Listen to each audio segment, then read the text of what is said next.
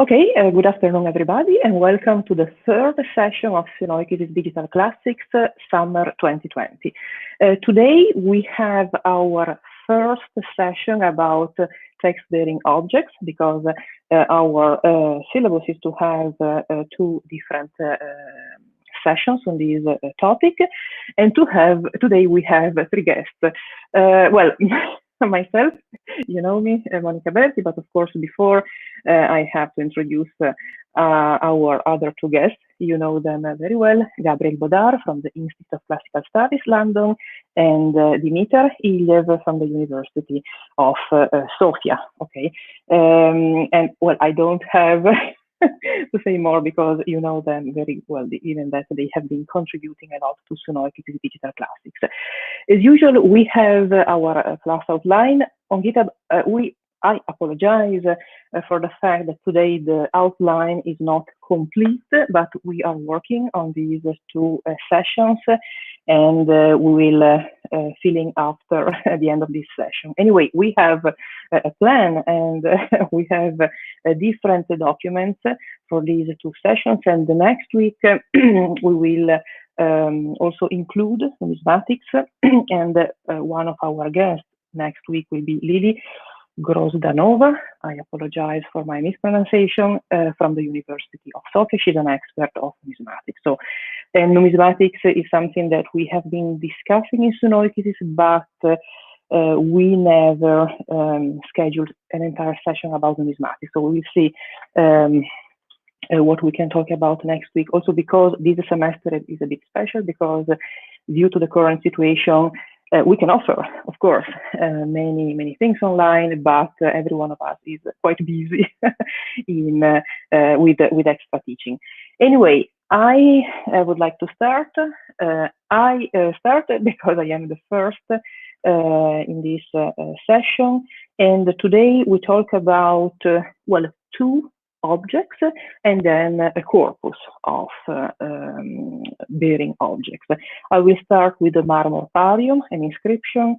Then Gabriel Bodard will talk about the epigrams of Giulio Valvilla, and then Dimitar will present the Vindolanda corpus. So the idea is to show different aspects for encoding objects bearing text. Okay, and next week, as I said, we will include also coins.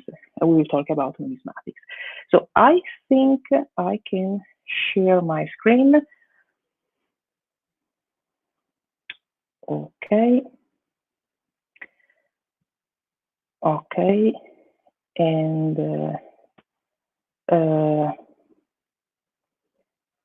yes, so maybe just a slide and then. Okay, so so the digital marmorparium is the title of this first, the first part.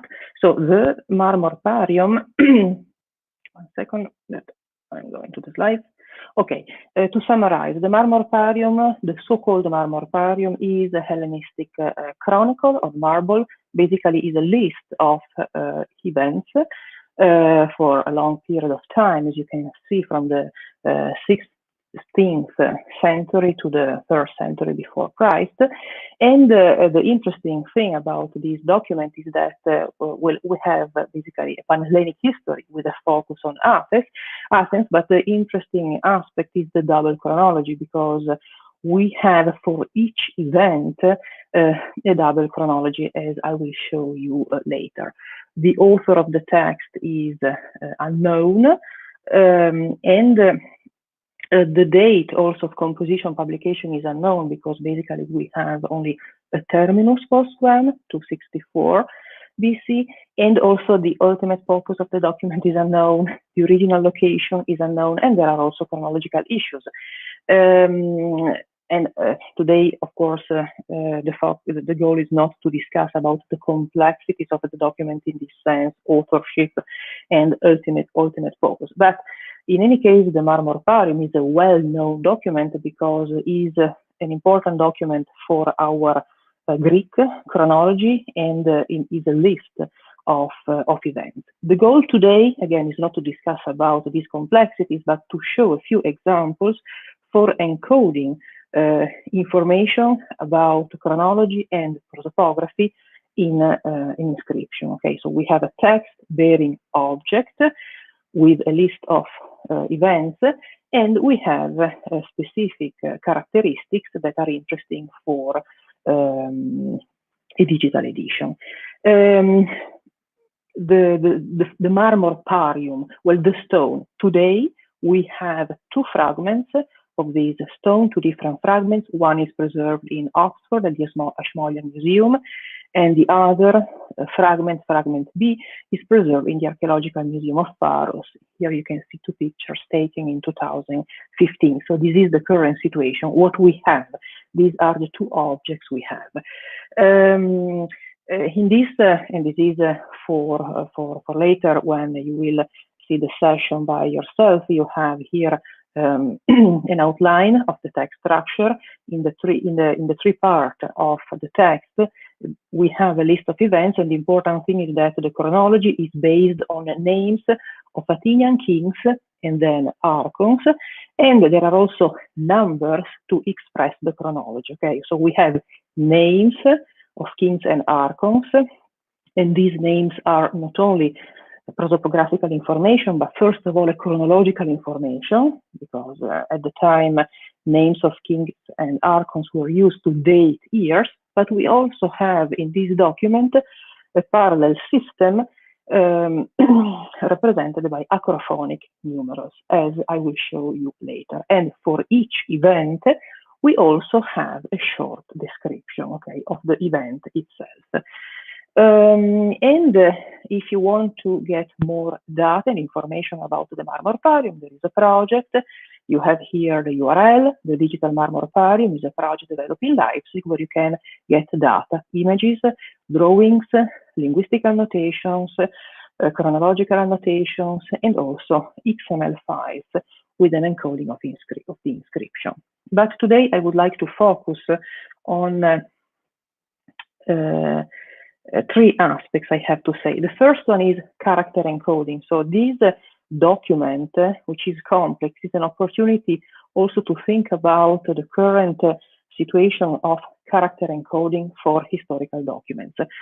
Because these, in the text of the Marmorparium, we have the use of the so-called Attic acrophonic numerals, as you can see in this slide. So basically, Attic acrophonic numerals contained 6 simple symbols that, except for one, were constituted by the first letter of the ancient Greek word that the symbol represented. And then we also have 4 compounds, as you can see in the first part of the slide.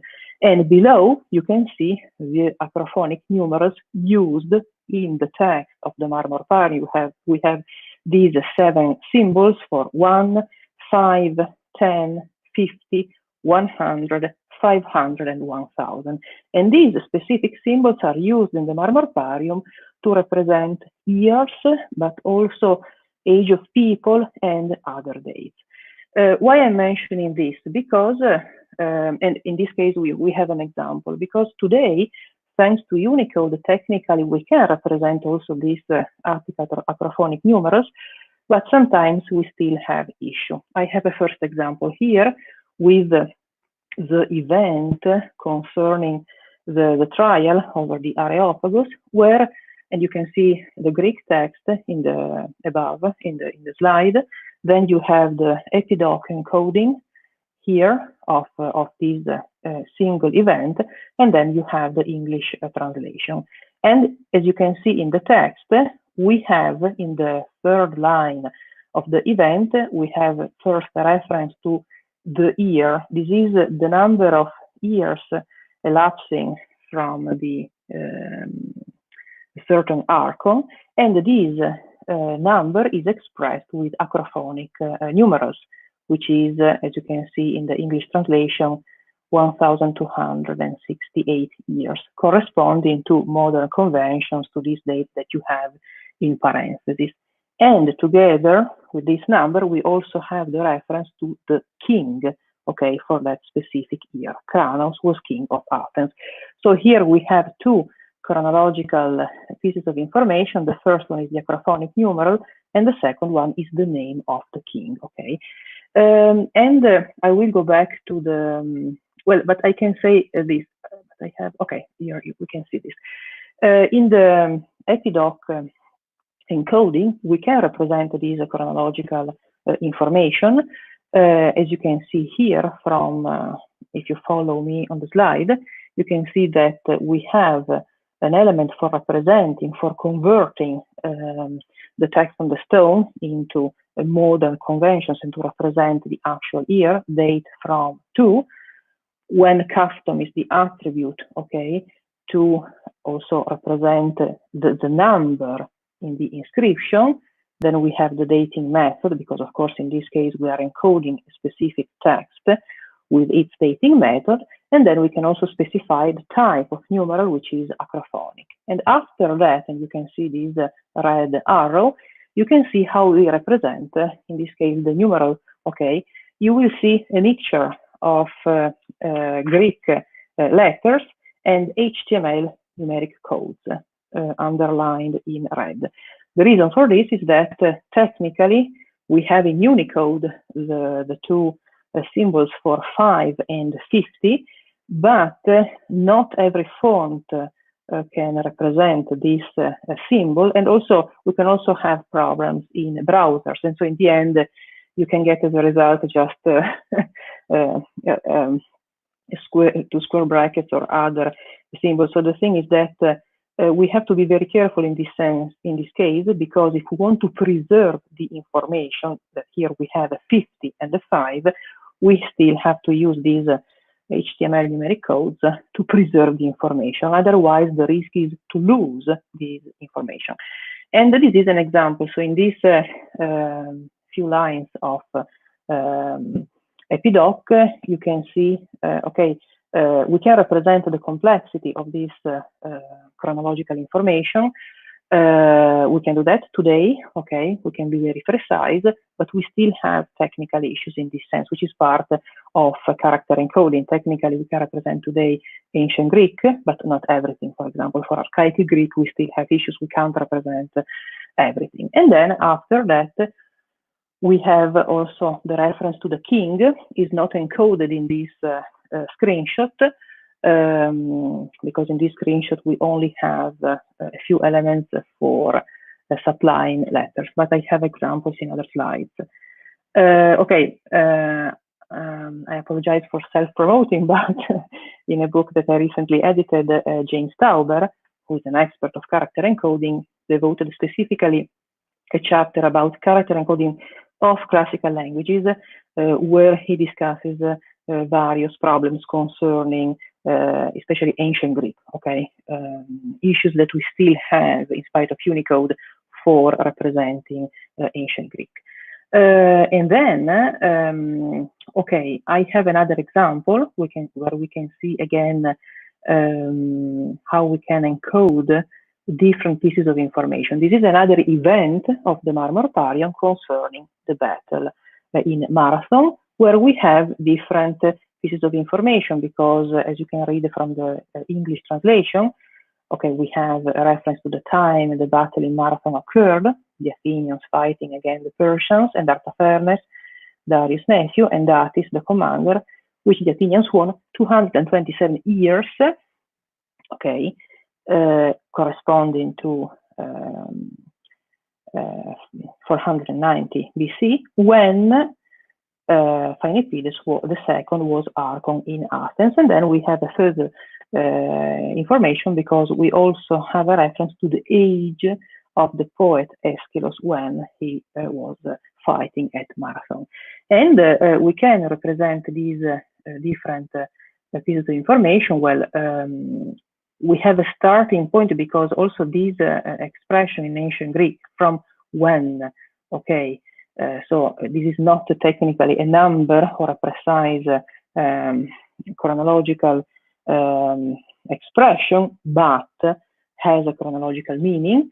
Then we have, okay, the number of years elapsing from 264-63, 227, and this is where we can get the actual date of the battle at Marathon. Then we have the name of the Athenian archon with the third reference, Phenepides II. And then finally, we also have another information about the age of Aeschylus when fighting at Marathon. And here, okay, I have this screenshot with the encoding, where again, I know that everything is together, but I have a selection of the different elements. First, in this case, okay, we type the entry because, of course, every event in the Marmorparium has a number, but this is the number added by modern scholars, of course, to number the events. So this is an external piece of information added by scholars. And then we have, in this case, the possibility to encode prosopographical and chronological information. For example, in this case, we have a reference, okay, to Artaphernus, Darius' nephew. In this case, thanks to Unicode, we can represent, okay, the connection between Artaphernus and Darius. Of course, we're still working on representing the kind of connection. Okay, in this case, we are nesting the two names in the element personal name, and you can find a description of this in the Epidoc guidelines.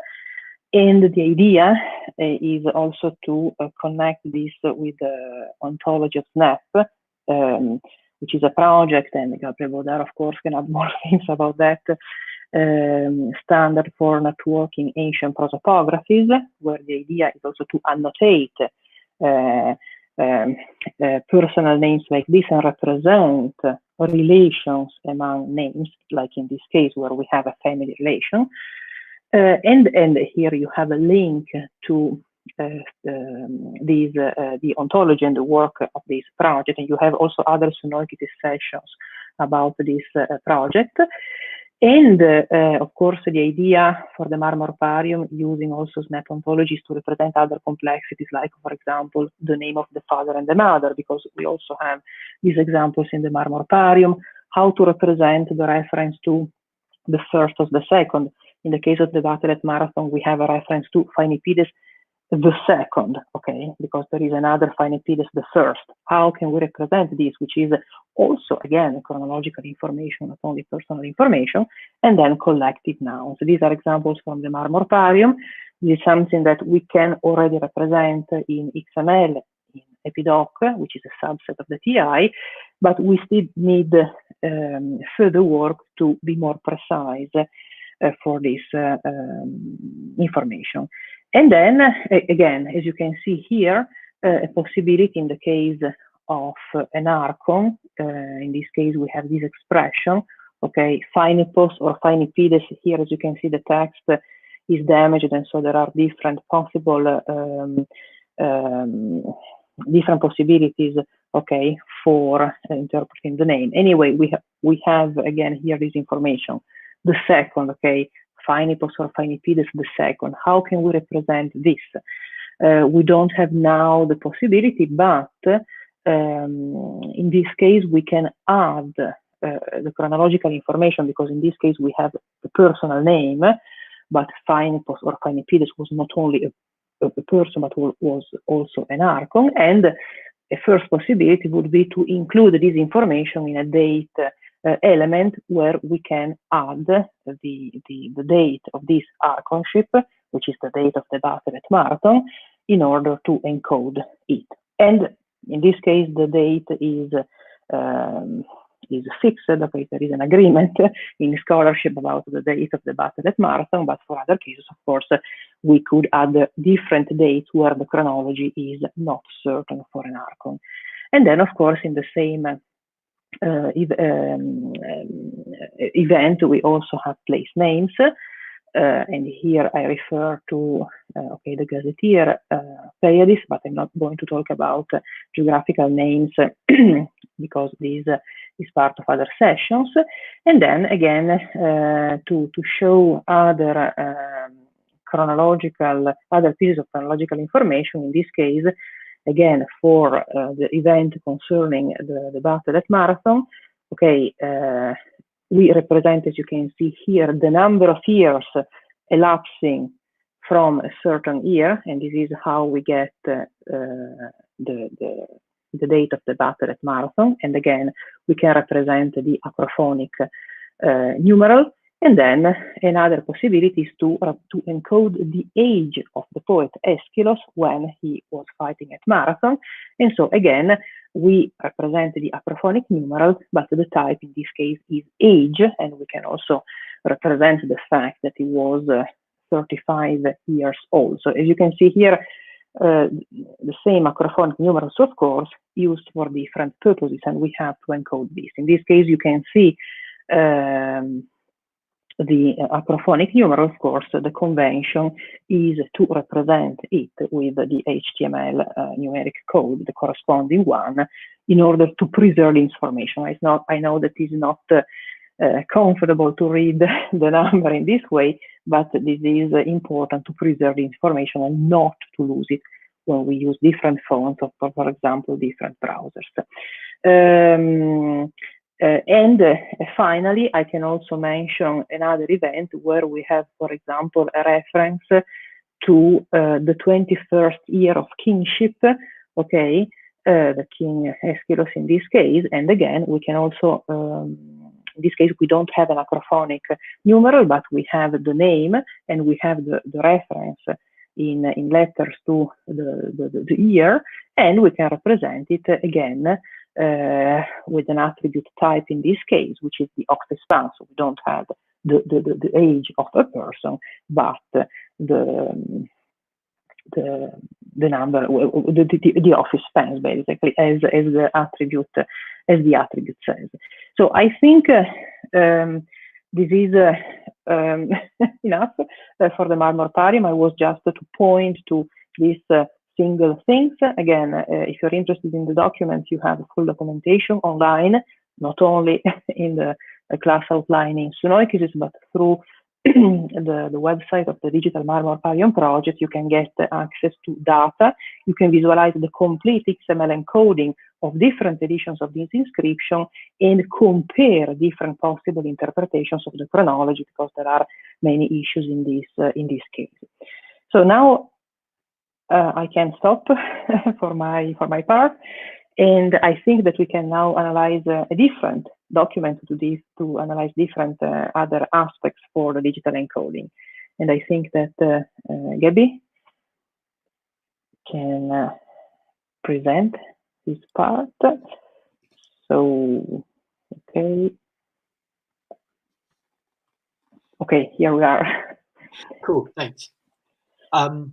Yeah, no, that's really exciting. Actually, there's all sorts of things in there that that I would have been interested in pulling out, but that's something we can maybe talk about on another occasion. But so by way of a preamble, I'm also going to talk about a single text and draw out some features of that text and how we encode that text.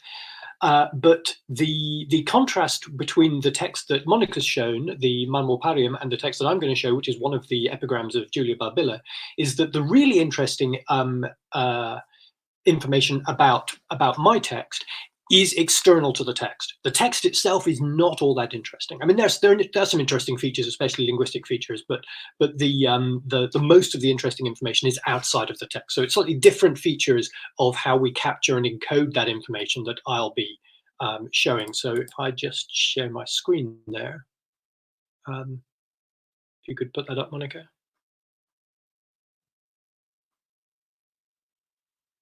No, that was your screen. Yeah, sorry, 1 second, because I have two screens and I forgot, I apologize, I forgot to sharing. Okay, so now, okay, gotcha. Great. Okay, so cool. Thank you. Yeah, so I'm going to talk about, as I say, the first epigram of 4 that survive by Julia Barbilla.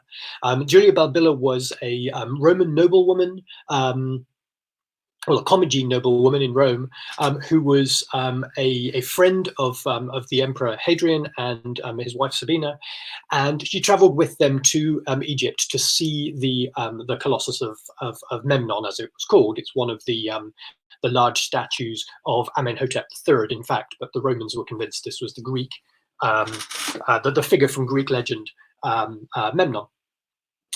So this is where you can find the Colossus, so-called Colossus of Memnon, in Egypt, way down there, Luxor, modern Luxor, ancient Thebes. And this, if you're at the Valley of the Kings at Thebes, this is where specifically the Colossi of Memnon are in there, right by the mortuary temple of Amenhotep III. And this is what you'll see if you go there now. As you can see there, they're reasonably damaged. The one on the left is the original limestone. The one on the right, the slightly northernmost one, the upper half was repaired 1,000 or so years after it was built, having been destroyed by a earthquake. And it's the one on the right there that has, on various parts of the lower part of that statue, various added texts. So these are not the original texts that were part of the dedication of these statues to Amenhotep, but these are texts that were added in the 2,000 or 3,000 years after the erection of the statues. So on one of the legs, for example, you can see several different pieces of text on here, different, clearly different hands, clearly written in slightly different orientations and so forth. And the epigrams of Julia Babila were added in a similar way. These are clearly not graffiti in the normal sense. She didn't just go there with a knife and scratch these into the stone. Someone clearly went with a chisel, and these statues, by the way, are something like 18 meters high. So to write this on one of the knees, you'd have been 9 meters above the ground. You're not talking about just going and standing on a chair. You're talking about setting up scaffolding and climbing up there and having a stone cutter spending a day or two putting this stuff up there.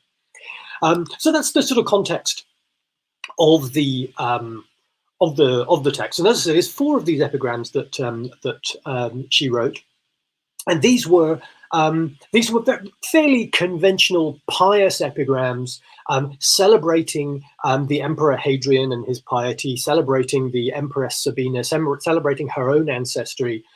Nothing incredibly interesting from a mythological point of view or from an ancient religion point of view, but in terms of the Roman epigraphic habit, the idea of how you write these things, who writes these things, who is the author, what's the authorial voice in these kind of objects, that's what's interesting. So here's the Greek or edition of the first epigram. And I just want to point out a couple of things about this. This is a fairly conventional representation of the edition. It shows the lines of verse. As you can see, some of the lines are slightly longer and some of the lines are indented because they're slightly shorter. The longer lines are dactylic hexameter and the shorter lines are dactylic pentameter. That's just the conventional way of representing that elegiac alternating lines of meter in that way. And the top 3 lines up here that are in a different format are not in verse at all. This is just where Babila says what she's writing this poem about, and the rest of it is the 12-line poem.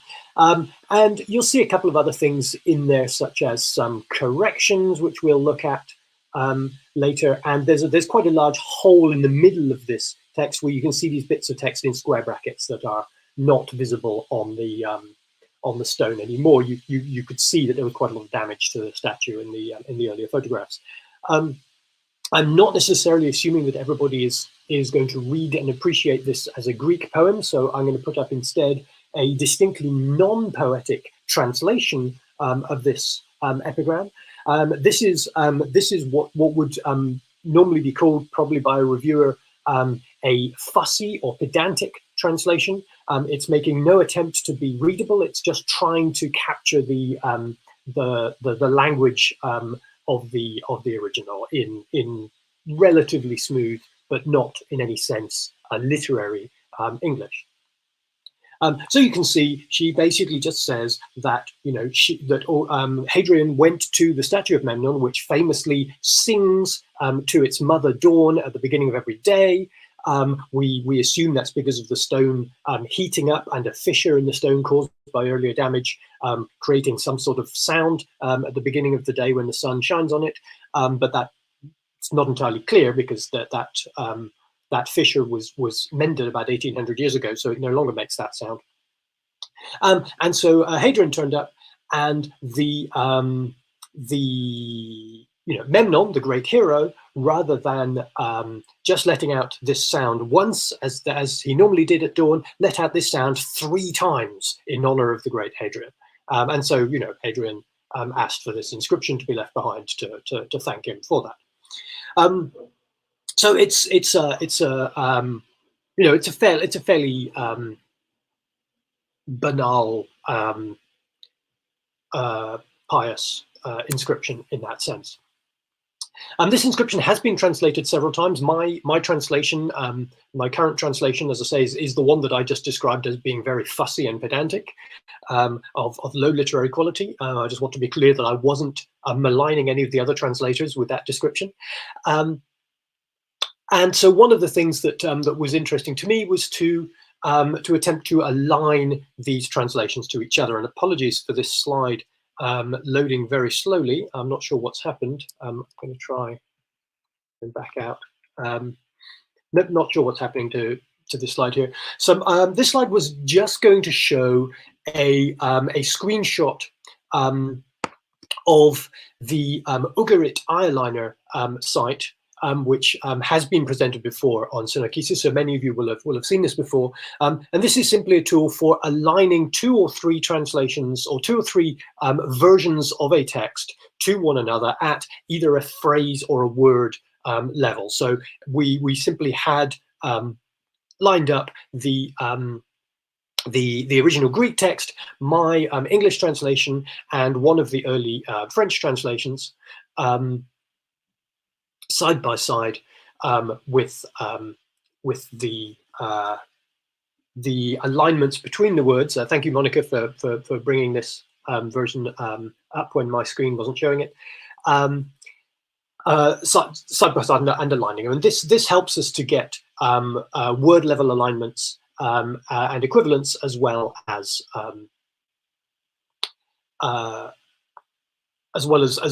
showing, for example, when you see the amount of grey, those are the unaligned words. So the French, as you see in the middle column there, has quite a few grey words because those are words that have to be inserted into the French to make it smooth, whereas the Greek doesn't necessarily have those words, and vice versa. So that's just sort of by way of passing. If you go back to my screen again, please, Monica, thank you. Then the other thing which was interesting to do with this text was to, again, we've talked a lot in Sunoikisis DC before about tree banking. So to annotate the morphology and the syntax of the Greek sentences, using this tool Arethusa, this tree banking tool, to show the sentence structures, the grammatical features, the lemmatization, and so forth. And this is something that I'll come back to in a moment, because in order to tree bank it, you have to make certain assumptions about the language itself. And just as an aside, the tree banking of this text was very much facilitated by a project called the Grammar of Papyrological Greeks, or Papy Greek, which before putting a text into the tree banking tool and enabling you to create this tree of the kind that you're seeing here, it first has a level where it asks you to attempt to normalize the text. So you can then tree bank both the text as it appears on the stone, which is the version we're seeing here, and a more normalized form of that that text. So, for example, we have the form there, the predicate of this sentence is a verb puntanoman, which is one of the dialect forms of that word. So it would appear slightly differently in another context. So so you can compare that, and you can then compare the true lengths and say, would the tree be different depending on whether you were normalizing or not normalizing the text? In this case, it wouldn't. It would just be the orthography that would be different. Even the morphology would be identical, but in some cases, there you end up with slightly different information. So as to the other internal information, this in particular, the interesting information that we got out here is precisely this sort of dialect information that is in here. One of the really interesting things about this text, having stressed earlier how uninteresting the text is as a poem, one of the interesting things about it is that it's actually very well written, despite the content being kind of boring. But the second is that it's written in this deliberately archaicizing and actually very, very successfully archaicizing form. It uses a mixture of Homeric and Sapphic style, and it uses the Sapphic dialect.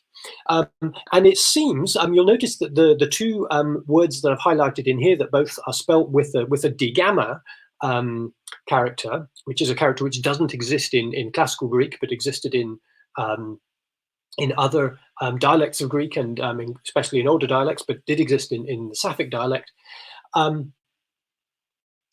are both, in this case, they're both not only interesting because they're dialect forms, but also because they have had to be corrected by the editor in order to read them as dialect forms. So we could normalize them back to not having that dialect form, but in fact, the stonecutter, who Balbilla had given the text to and said, go and engrave this on the stone, clearly didn't understand this letter because it wasn't a letter that existed in classical Greek, and so miswrote it both times.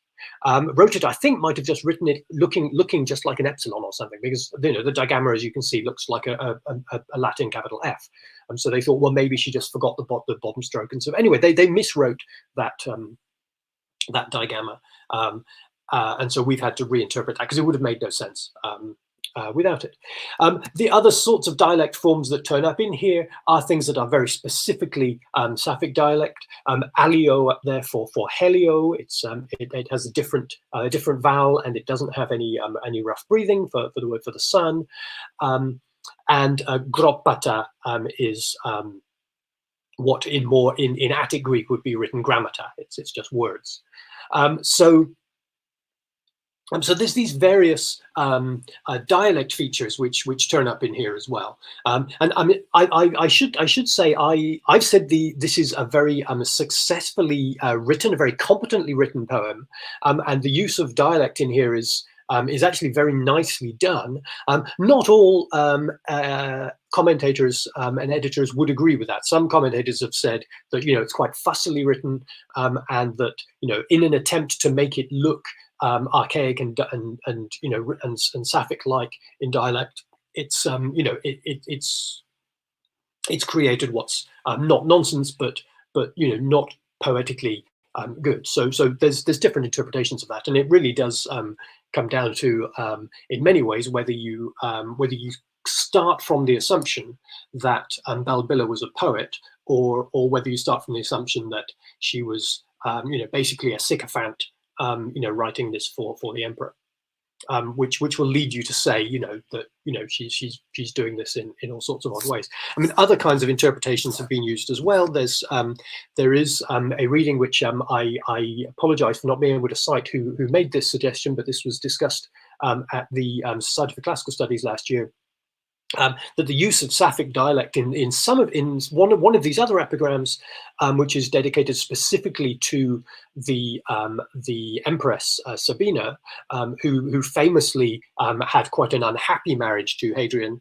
The use of the Sapphic dialect and some Sapphic tropes in that poem is maybe a slightly naughty on Balbilla's part. Use of sort of lesbian tropes with reference to the Empress, which it's it's quite hard to say how much of that sort of thing is deliberate, but you know, the use of dialect in any case is interesting, and is widely interpreted in different ways. So those are a few of the features that I think are interesting about this this epigram: its physical location, its physical description, and some of the linguistic and in particular dialect features of it. So I'll just quickly show in the next couple of slides a couple of the ways in which we handle those features using text encoding. And so these examples are all using Epidoc, but I think even if you haven't come across Epidoc before or come across XML before, except for the examples that that Monica's already shown earlier in this presentation, you can see the sorts of things that I'm trying to illustrate here. So here is the physical description of an object in Epidoc, and among the physical description we encode things such as the description of the object itself, and more specifically some features that we describe by means of external vocabularies. So the Eagle Network, for example, have created vocabularies of types of object and vocabularies of materials, and so we can simply use their identifier, identifier 241, which represents a statue, so we don't have to create our own vocabulary for that, and they've created their identifier number 51 for the particular type of quartzite sandstone that this statue is made of, or the part of the statue that is inscribed is made of. And we've also encoded there in dimensions that this is approximately 18 meters high. So that use of vocabularies was what I wanted to stress about the description of the object. It's very interesting, and what I would really like to be able to represent in here, beyond what type of object and so forth, I'd like to be able to represent the particular object if there was an identifier for this statue, not just for the concept of statue generally, but for this specific statue. If there was some kind of local gazetteer of the Valley of the Kings or of the ancient city of Luxor or similar that that gave identifiers to each monument within it, that I think would be a really interesting thing to be able to add, and somehow to be able to represent in a three-dimensional representation how you know, where on the object we would find this particular inscription. I actually, from the various photographs that I've shown you and various other photographs that I have, I couldn't actually tell you exactly where on the object this inscription is, because just looking at the photographs hasn't been enough for me to be able to figure that out. Not having been to Luxor myself, so it really is something that needs to be expressed somehow. Here's a bit more on the location of the object. So this is in the history section of the Epidoc file, and we're talking specifically about the origin history, which in this case the object hasn't been moved since antiquity, but many objects have, right? Which is why we have several different kinds of location that we can say in the history of an epigraphic object. We can say where the object was found, where it had been originally, and where it is now. It might have, you know, moved to a museum, moved to a completely another part of the world. But so for object, we're able to say that this was found in Egypt. And by Egypt, I mean not the modern country of Egypt, although it is also the modern country of Egypt. Well, it was found in the modern country of Egypt, but its original location was in the ancient empire of Egypt, or the ancient province of Egypt, depending on which period of its creation we're talking about. But the creation of this inscription was when Egypt was a province, the Egyptus province of the Roman Empire. So this identifier here, this Pleiades identifier for Egypt, is the Pleiades identifier for Egyptus, the Roman province. Likewise, Thebes, the particular city within Egypt, that's the identifier for the ancient city. And the mortuary temple of Amenhotep III has an identifier itself, which is already much more granular than the city or the country. The date is something that Monica talked about. I'll just mention here that here we're using an identifier pointing to pointing to a period date for which I think is probably referring to the reign of Hadrian.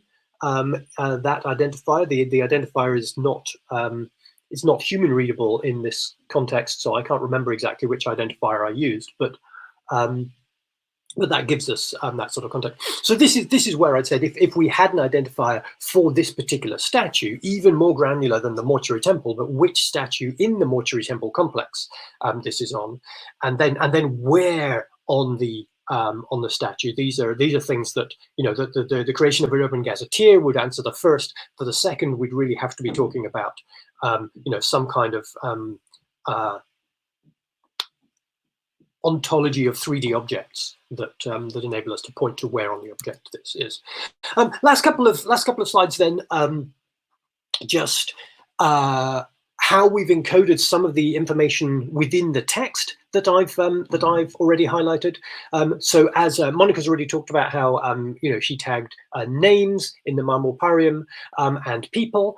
So I won't go into this too much detail, but here we've tagged Julia Balbilla herself, and we've given her a Snapdragon identifier. We've tagged Memnon, and Memnon not being a person in the normal sense, I don't think ever got a Snapdragon identifier because he wasn't in any of the prosopographies that Snapdragon ingested. So he has been given a Wikidata identifier, which corresponds to you know, various Wikipedia pages in different languages, which would describe Memnon. Memnon, the character, I guess in this case, rather than Memnon specifically as this statue, or Amenhotep, who this statue was actually of and just mistaken for Memnon. This is the mythological figure of Memnon. And then the Emperor Hadrian also has a Snapdragon identifier, which is quite easy. That's just from the prosopography of the Roman Empire. There's not anything, any interesting dialect information in here. There's one typo. It's not called a typo. A misengraving of the text, where the stonecutter was asked to write Balbilla, and mistakenly wrote the second beta as another lambda. So appears to have written Balilla instead of Balbilla. That's clearly not a dialect feature. That's just an error. So that's just simply corrected. And the final example here is part of the note that the previous slide showed some of the non-verse part of this text. This is the verse part of this text. So we've encoded information such as the fact that it's elegiac, such as the fact that the first line is hexameter and the second line is pentameter, we can specifically scan those lines where I've used the plus sign for a long syllable and the minus sign for a short syllable. And again, we have names tagged in there. We have the word alio for Helios normalized there in the lemma. And I don't think we have any of the digammas in this example. We do have this epic spelling of apo there normalized, and we have this misspelling of thebaichos written with a chi instead of a kappa for some reason on the stone. That again must be the stonecutter's error rather than anything that that Balbilla did as deliberately as part of the dialect spelling. So these are just some of the features that these normalizations and corrections in the text are one of the things which feed into the Papi Greek interface that I described earlier, which enables us to create two parallel versions for tree banking. So I'll stop there. That's if you want to go and have a look in more detail at what I've created for this, there's the link to that. Yes, any questions, or hand over to Mitka. Thank you, Gabby. I was going to start this a bit differently, but at the expense of the Vindolanda tablets, I would just like to add something, because inscriptions like this are a great example of trying to search through in the digital corpora text reuse.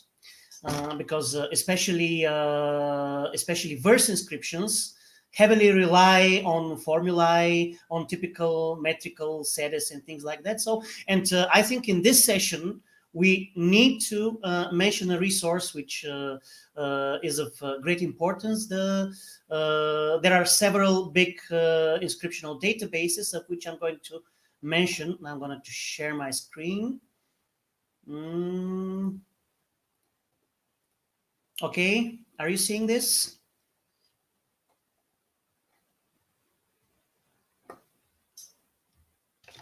Are you seeing yes, yes, it works. Yeah, that we have several big databases of inscriptions. Now, moving on from separate examples to whole corpora.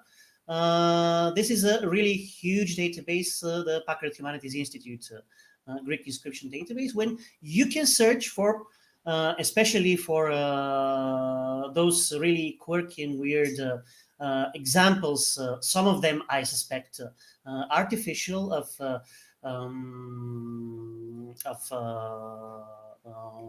dialectal use. And here I can, and you can see if you can find instances of words in the same metrical context being used in other inscriptions all over the empire. And we find that, for example, this groppata instead of grammata in this corpus is nowhere to be found. What about halkoio tupentos? And now if I try to search about this, this is something also probably unique for our inscriptions, but maybe not for other occasions when you come across similar formulae on other places. And you can then delve deeper in your research to compare the other usages, especially in metrical inscriptions, to what you have, and see what regions they come from, what dates they belong to, and etc.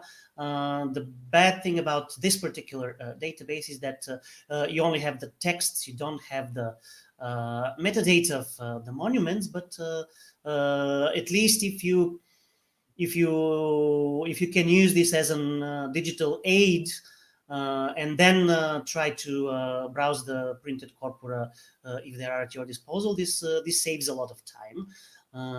At least the edited text does so.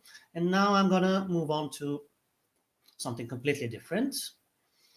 So I'm going to present a textual corpus, which is, for a change, in Latin and dating from late Antonine age and early Severan age onwards. So, so this is a time period which is maybe partly overlapping with Balbila's epitaph, but overall later than the documents that we have examined so far. And this is just to show you, I'm going to be as brief as possible. This is just to show you that there were a variety of text-bearing objects in antiquity, and next week we'll cover some more of them. And not necessarily all of them were epigraphic monuments, and they had their own particularities. Tablets, Greco-Roman tablets, as I've named my slide, because they are not to be confused with, for example, the clay tablets that we have in prehistoric Mycenaean Greece or in the Near East, for example. Most of them come in two types.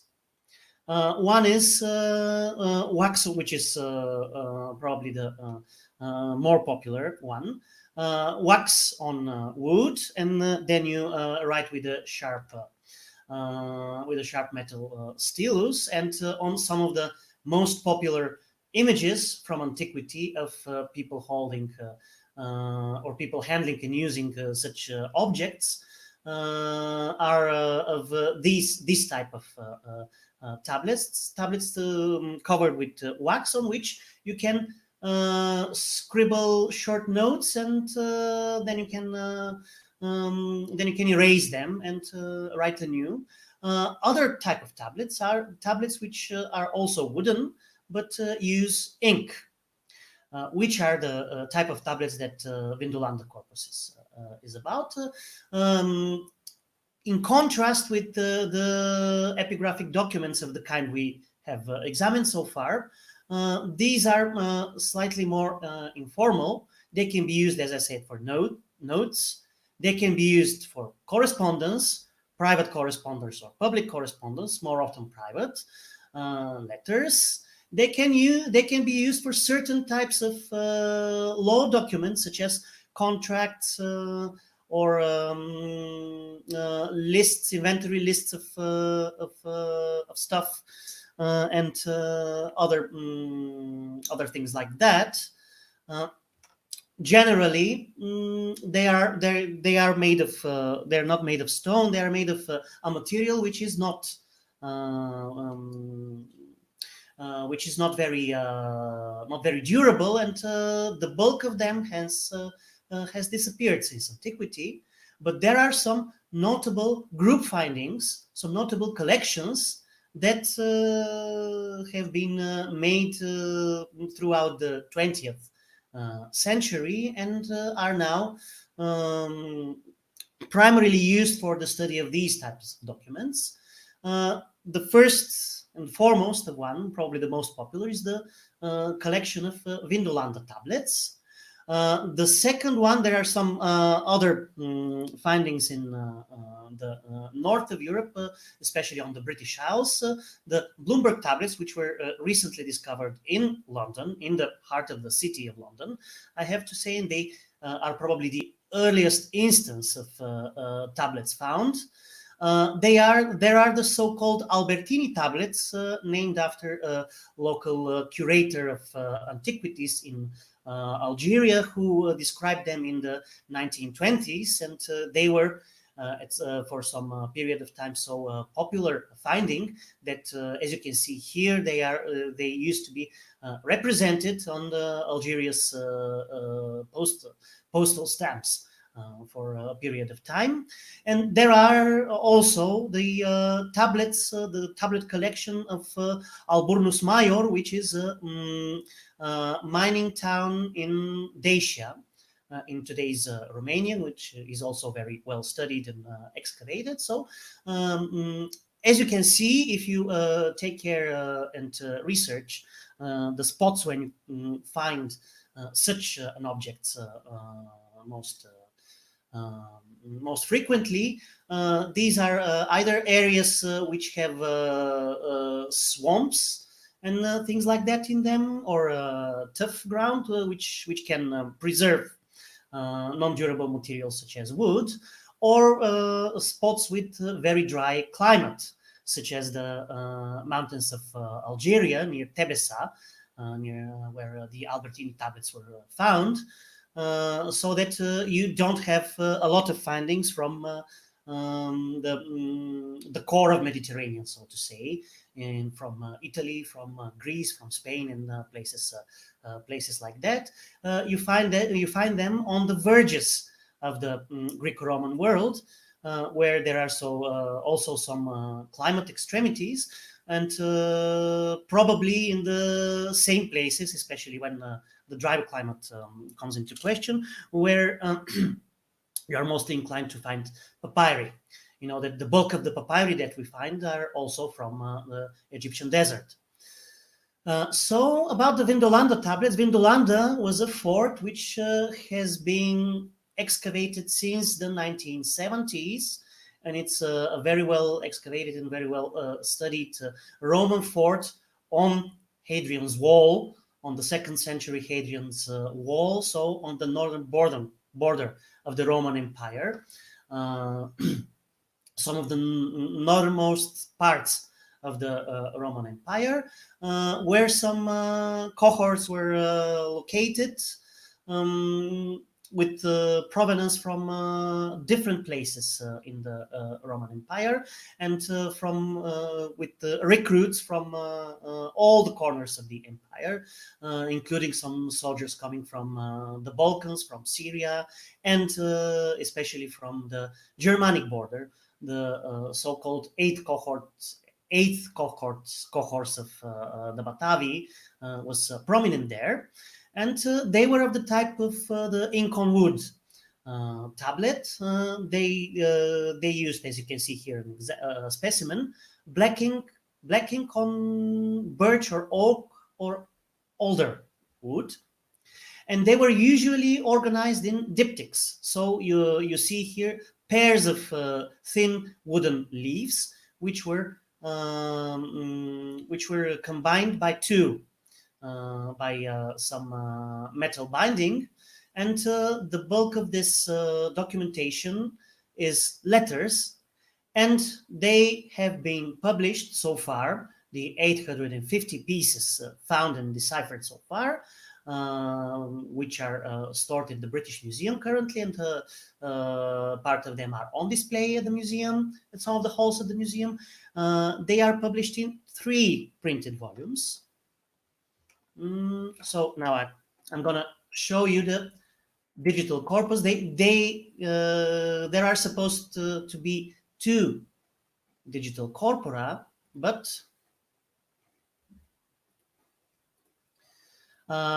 one of them, which I'm gonna give in the reference for this session, is one of the sites is currently down, so I'm not able to show it to you, and hopefully it will be up again, and you'll be able to check it.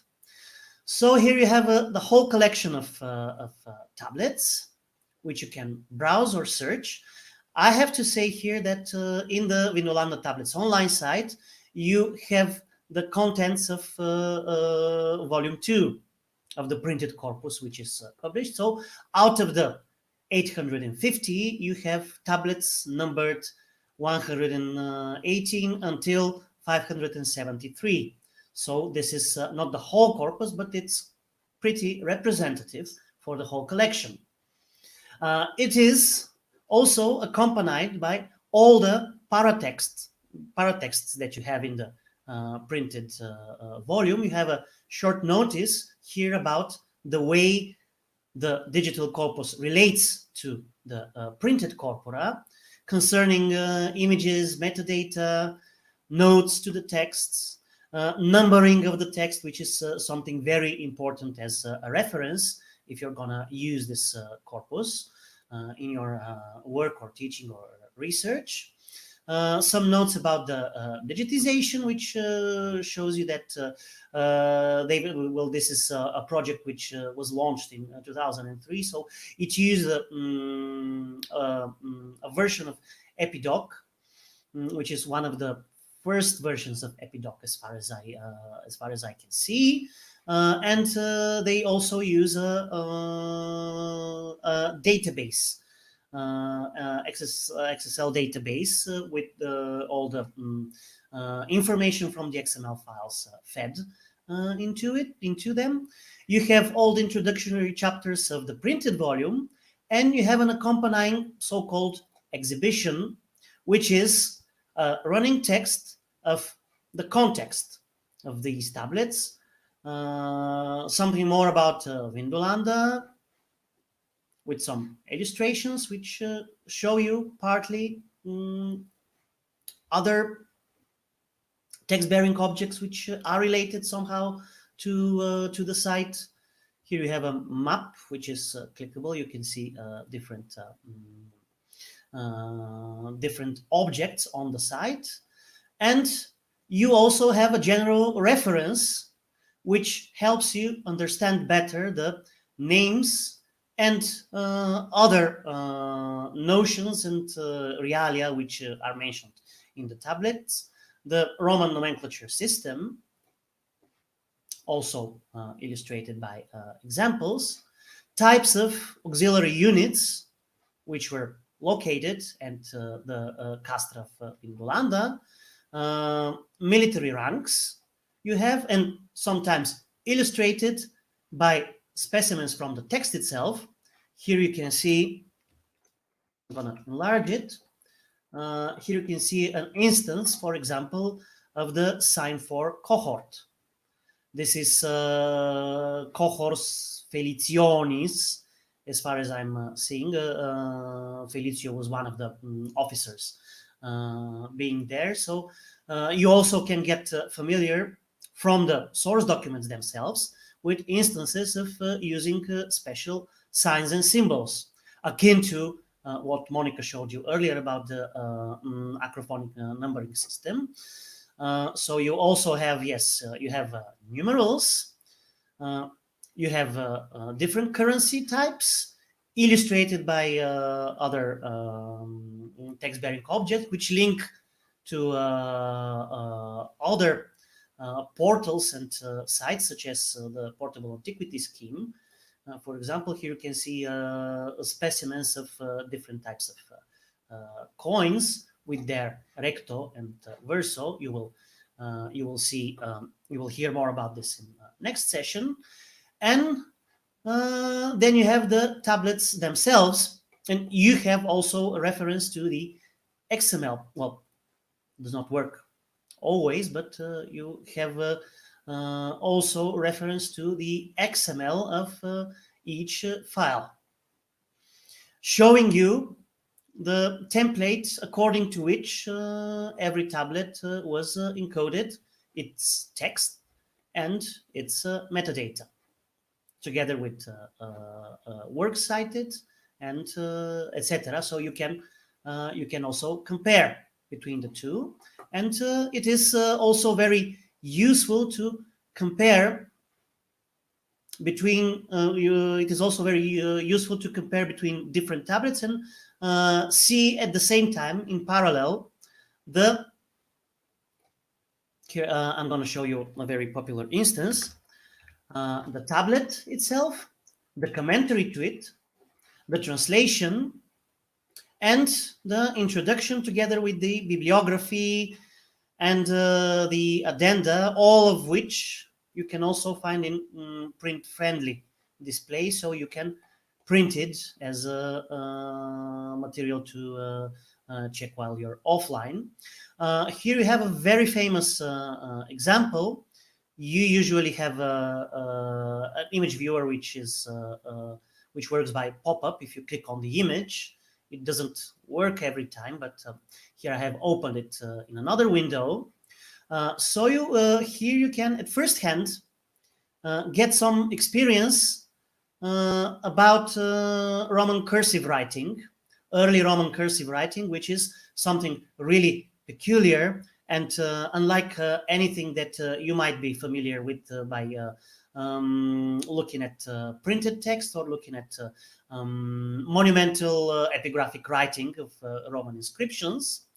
And this is a good way to train yourself by comparing the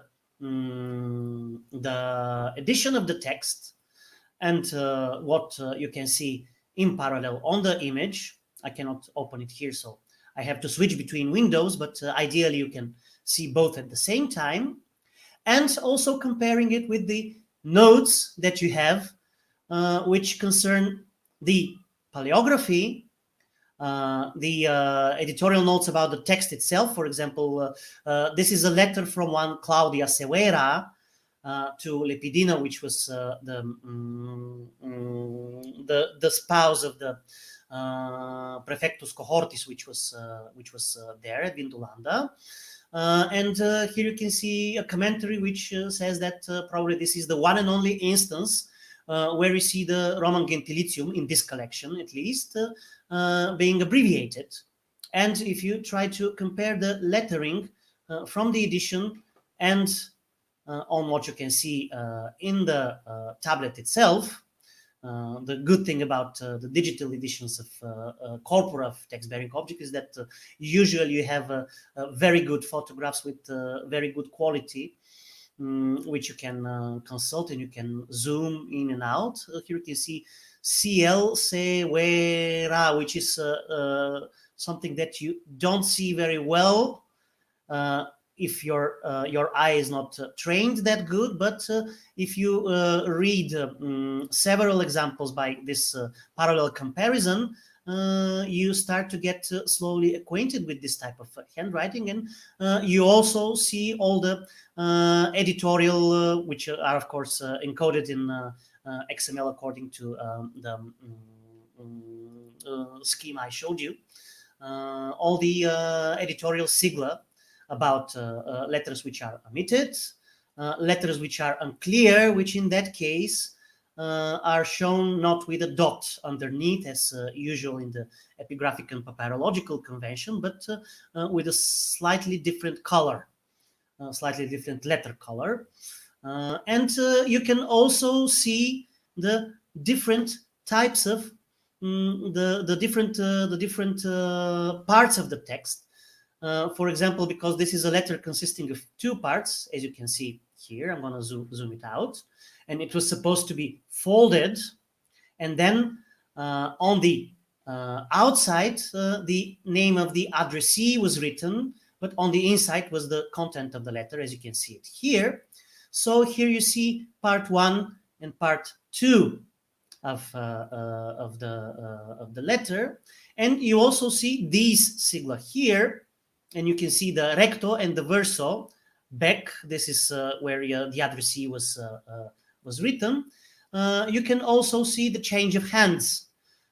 Many of these letters were written by different hands, and this is one of the early specimens. This is because this is why it is so famous. It is one of the early specimens of Latin handwriting by a woman, by this Claudia Severa, which invites her friend Lepidina, the wife of the Prefectus Cohortis, invites her to her birthday party somewhere in September, and she also greets the husband and the kids, and sends greeting from her husband too.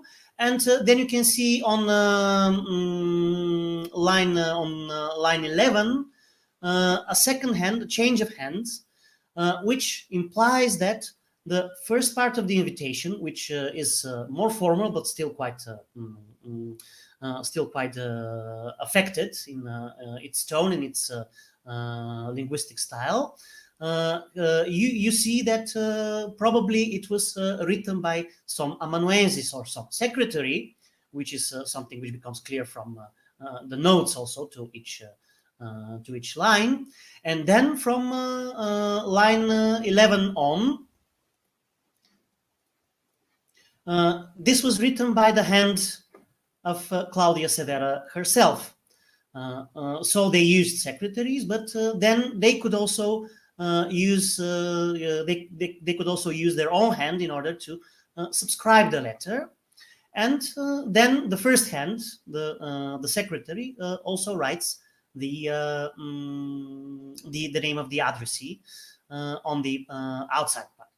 And here, this very interesting from linguistic and from historical point of view text is also linked to other texts that you can see, which are either by the same addressees or are addressed to the same people, or are in some other way related. Here, probably linguistically, you see the address Soror Carissima, which is used also in our birthday invitation. And you can easily switch between different pieces, which is something that in a printed corpus is not very very handy. This is one of the first instances where digital editions can be more useful, and there are of course a whole lot of things that you can do with them. Not the least that usually the documents come when they are in a corpus. They come in a classification of different criterias. For example, subjects. You see a variety of subject here. We have, for example, peoples. Okay. when you see some information about the Britons in one of the tables here. And they are, in one of the tablets, they are named Britones, but also Britunculi, which is diminutive and a bit dismissive. So you can see you can see transpiring some sort of attitude of the Roman soldier to the local population, which were their enemies. And you can also see a lot of things about the everyday life of the Roman soldier at the border, which are not usually very well represented in the official documents, such as official inscriptions or literary monuments. And I'm not gonna provide you with more details here. I'm just gonna draw the conclusion that the relation between printed and digital corpora could be different. Some of the corpora, as the one I presented to you, follow really closely the printed corpora on which they are based, but this is not necessary, and you can have different grades of electronic treatment, so to say, of the source material, and different grades of organization of the material, which is not present in the printed corpora. And the good thing about the corpora of text-bearing objects, especially the electronic corpora, is that you can see them organized by category, and by different categories, not all of which are easily seen if you just browse them one by one in a printed edition. And you can do many searches in the text, in the Latin text and in the English meta text and paratext accompanying it, and you can make your own cross sections of searches.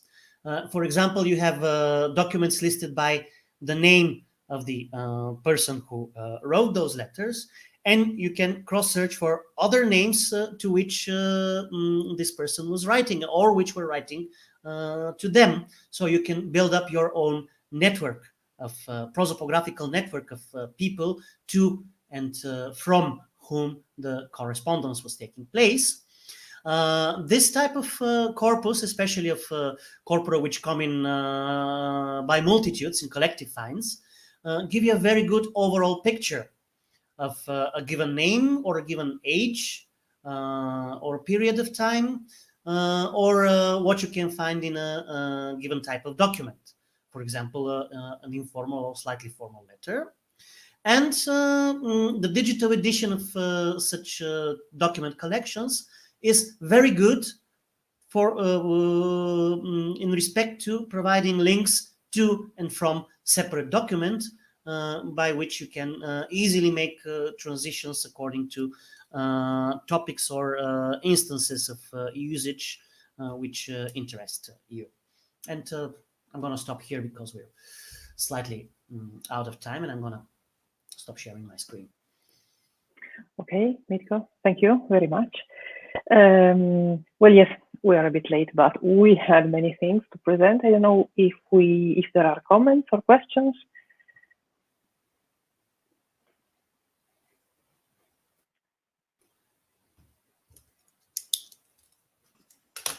I guess while we're waiting for any of the live viewers to leave comments on YouTube, I was interested by the discussion that you started having, Mitko, about the relationship between a digital edition and, as you put it, the print edition that it's based on.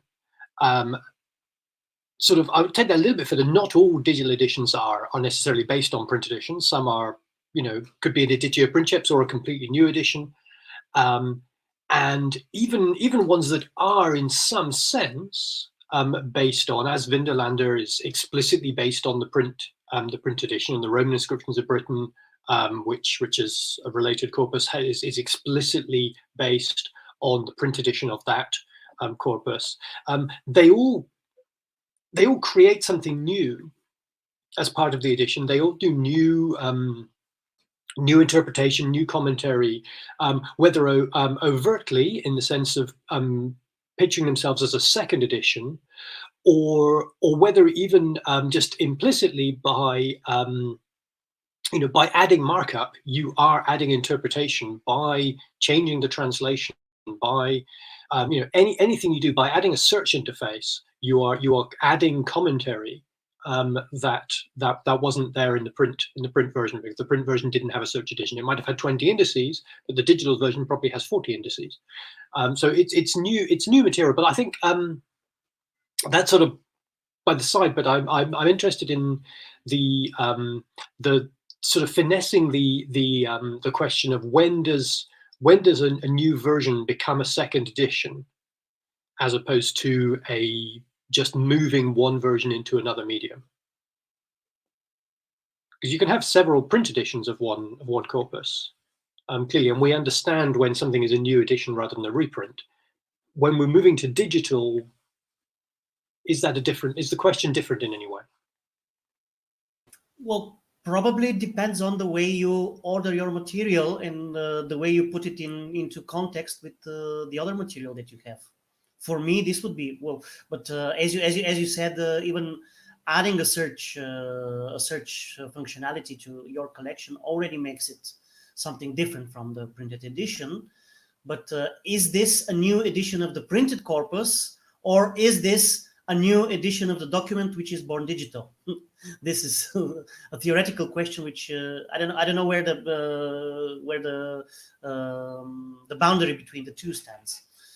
I suppose one answer, and not a very satisfactory answer, but it might be a de facto answer, is that if the person who edited the digital edition and put that online puts their name on the masthead, then it's a new edition. If it still has the old editor's name on the masthead and no one else, then it's just a digitization of that, digital reprint of that old edition. We know that sometimes people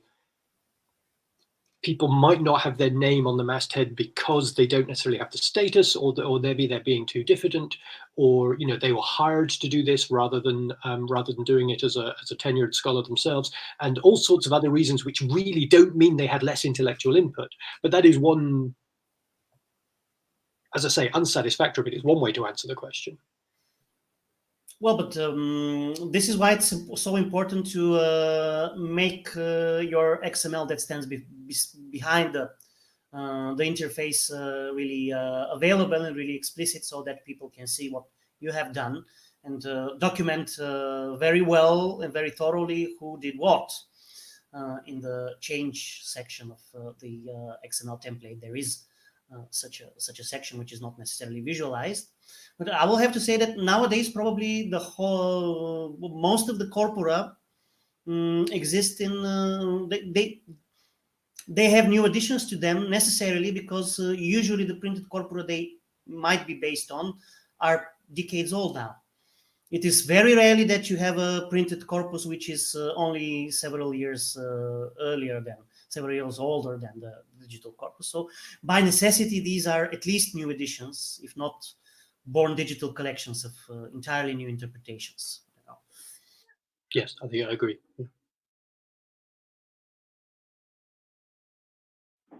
Okay, thank you. So I see that there is another question in the chat, and he's asking for epigraphic special characters. In my experience, at least for the Marmorparium, I can say that more than operating system is about browsers. I can share very briefly my screen, 1 second. For example, in this case, you can see this is a screenshot from Safari, just to show you a digital edition of the Marmorparium. So, and this is a screenshot taken, it was in December 2019. And in the web page here, you can't visualize, so I hope it's big enough, you can't visualize the acrophonic numerals. But if you inspect the page and the HTML, then you can see that the information is there. this is what I can say for Safari, in this case, the browser Safari. With Firefox, it works. And then, of course, this is a problem of the kind of font you use, because technically we can represent with Unicode those the acrophonic numerals, but there are many fonts without the glyph. Yes, please, Gabi. So, 1 second. Do you want to add something? Yeah, no, I just had a question. It used to be the case that plain 2 Unicode characters were much harder to represent in some operating systems than the plain 1, and the acrophonic numerals I think are plain 2 because they're you know, they're not in the first million. They're Yeah. Is that still true, or is that much better now? Well, today in April 2020, I should check, but and let me see 1 second. If in Safari we should go to the DFA. No, okay, I'm using Firefox. Okay, well, I will be able to answer later. Sorry, because here. So, and we are also late. But anyway, no, this is the current situation as far as I remember. Yes, because this is the current Unicode version. Yes. Frankly, I didn't check in the last few weeks, but this is the situation today. Okay. And I will add the link in the outline so you can jump to the page where you have the Marmorparium. So thank you for this question, Anita. I will specify this thing more in the class outline.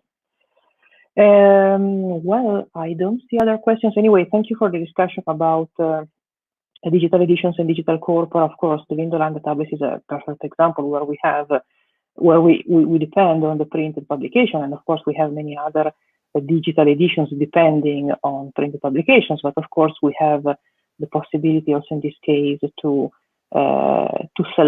make a selection, and in this case we have also to mention the role of the user, okay? Because also with the Windowland tablets, in some way we can build our own corpus within a corpus, because we select specific documents, and then when we add, for example, as Gabi mentioned, linguistic annotations, then at that point we can build subcorpora in different languages when we begin to align translations. So this is an interesting discussion. So I hope we can include in the future more sessions about corpora, okay? The flexibility of corpora today. So now, unfortunately, it's late, so we have to stop our session. Next week, we have text-bearing objects too, and we will have other objects, and definitely we will include numismatics. So please follow our outlines in GitHub, and we are going to fill in our outline for today, and then we will add more information. So thank you to our guests today, to our contributors, to the audience on YouTube, and I wish you a nice week, and see you next Thursday. Okay, bye bye. Ciao.